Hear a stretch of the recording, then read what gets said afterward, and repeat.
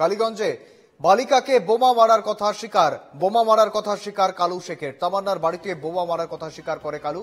জেরায় স্বীকার করেছে কালু, দাবি পুলিশের। ইতিমধ্যে গ্রেপ্তার হয়েছেন 5 জন, যেমনটা জানাচ্ছিলাম, এবং 5 জনের মধ্যে অন্যতম কালু শেখ। এবং সেই কালু শেখ কালীগঞ্জে বালিকাকে বোমা মারার কথা স্বীকার করেছে পুলিশের জিজ্ঞাসাবাদে।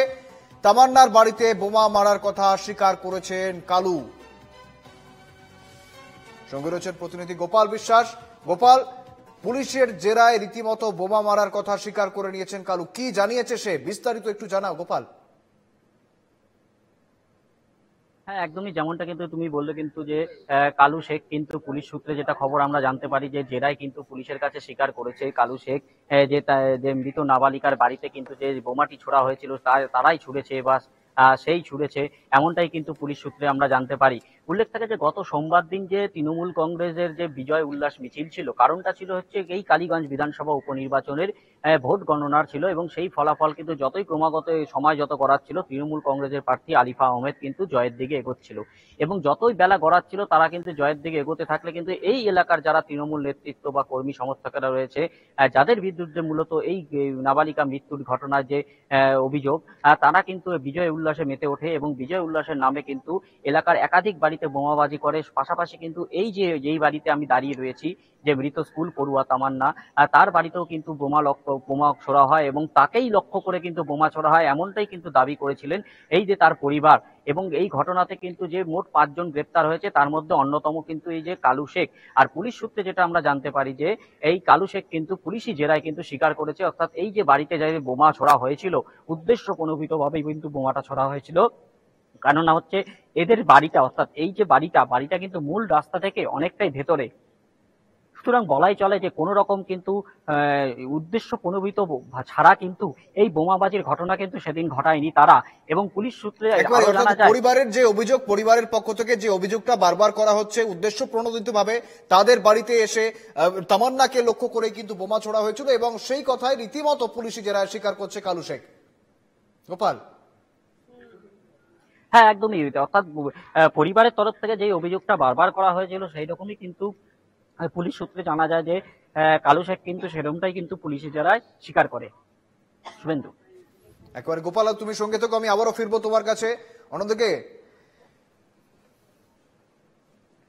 কীর্তিমান আনোয়ার, এর আগেও একাধিক কীর্তি আনোয়ার শেখের। পুলিশ দাঁড় করিয়ে খুনের হুমকি আনোয়ার শেখের। কৃষ্ণনগর থেকে পুলিশ এনে 5 গাড়ি পুলিশ এনে মার্ডার করে দেব, ভাইরাল ভিডিও ঘিরে তোলপাড় মোলান্দি। অর্থাৎ এই আনোয়ার শেখ, সেও কিন্তু ধৃত রীতিমতো কালীগঞ্জের এই বোমাবাজির ঘটনায়। তামান্নার রীতিমতো যে ঘটনায় তামান্না প্রাণ হারায়, সেই ঘটনায় কিন্তু ইনিও অভিযুক্ত। এবং এই আনোয়ারের আরো কীর্তি সামনে আসছে। এর আগেও একাধিক কীর্তি রয়েছে আনোয়ার শেখের। পুলিশ দাঁড় করিয়ে খুনের হুমকি আনোয়ার শেখের। একবার দেখবো সেই ভিডিও, ভাইরাল ভিডিও রীতিমতো, যদিও এই ভিডিও সত্যতা যাচাই করে নেই এনকেটিভি বাংলা। এরকার পুলিশ নয়, কৃষ্ণনগর থেকে ফোন করবে থেকে এখন 70 মতো বাড়ি আসতে পারবে। পুলিশ দিয়ে মানা করতে 10টা 5 গাড়ি পুলিশ দিয়ে দিচ্ছি। আমি যেমন পুলিশকে বলে মানা করে দিই, চাই এরকার পুলিশ নয়, কৃষ্ণনগর থেকে ফোন করবে থেকে এখন 70 মতো বাড়ি আসতে পারবে। পুলিশ দিয়ে মানা করতে 10টা 5 গাড়ি পুলিশ দিয়ে দিচ্ছি। আমি যেমন পুলিশকে বলে মানা করে দিই, চাই এরকার পুলিশ নয়, কৃষ্ণনগর থেকে ফোন করবে থেকে। আমি আবারও ফিরবো, সঙ্গে রয়েছেন প্রতিনিধি গোপাল বিশ্বাস। গোপাল, একদিকে আনোয়ার শেখের একটি ভিডিও সামনে আসছে রীতিমতো ভাইরাল সমাজ মাধ্যমে, এবং এই ভিডিওতে দেখা যাচ্ছে রীতিমতো খুনের হুমকি দিচ্ছে আনোয়ার শেখ। একদিকে বোমাবাজি, একদিকে খুনের হুমকি, রীতিমতো এলাকায় ত্রাসের সৃষ্টি করে তারা। হ্যাঁ, একদমই কিন্তু শুভেন্দু, যেমনটা কিন্তু আমরা ভাইরাল হওয়া ভিডিওতে কিন্তু দেখেছি, যে এলাকায় কিন্তু কার্যত ত্রাস চালাতো। এবং শুধু আমরা এই ভাইরাল ভিডিওতে দেখেছি তা নয়, এলাকার বহু মানুষ কিন্তু এদের বিরুদ্ধে কিন্তু মুখ খুলেছে। পাশাপাশি যে নাবালিকার পরিবার, তারা কিন্তু প্রথম থেকে কিন্তু বলে আসছে, যাদের বিরুদ্ধে অভিযোগ শুধু এই আনোয়ার শেখ, কালু শেখ বা মানোয়ার শেখের মতো এই 5 জন যারা ধরা পড়েছে বা ধৃত, তারা শুধু নয়, মোট যে সকল 24 জনের বিরুদ্ধে যে অভিযোগটা দায়ের হয়েছে, এলাকায় কিন্তু এরা ক্রমাগতই কিন্তু ত্রাস চালায়, কিন্তু বছরভর কিন্তু তারা সন্ত্রাস চালায়, সাধারণ মানুষকে বিভিন্নভাবে হেনস্থা করে, তাদেরকে অত্যাচার করে এবং মেরে ফেলার হুমকি থেকে তো তাদের কাছে কোনো ব্যাপারই না।